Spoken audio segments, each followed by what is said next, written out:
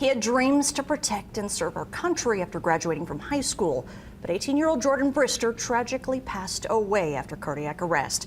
He donated his organs so others could have a second chance. Doctors say the sheer number of people who came to honor him was overwhelming.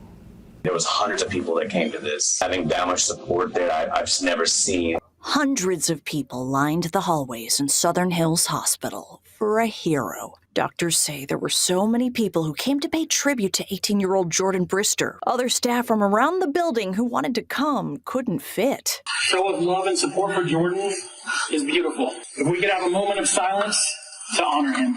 His mother tells Fox 5 the AMPLUS high school senior was a Southern gentleman who wanted to join the military and become a pararescue jumper to save others. He suffered a cardiac arrest. Family members say on their GoFundMe page they are searching for answers why, but wanted to pay tribute to Jordan's final act of service, donating his organs so others can live. Loved ones and friends were there at an honor walk as he was wheeled to surgery. I just wanted to tell you all thank you. Thank you. And your own family. Dr. Shahid Ahmad explained how Jordan's final gift is so precious and desperately needed. God knows how many thousands of people, every day that are fighting for their lives. Anytime an organ is donated, it helps change the track of someone's life, the course of someone's life, and helps saves them.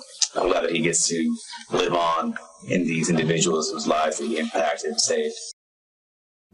The goal for the GoFundMe was $20,000, and it's now hit $40,000. It's on the homepage of our website on fox5vegas.com.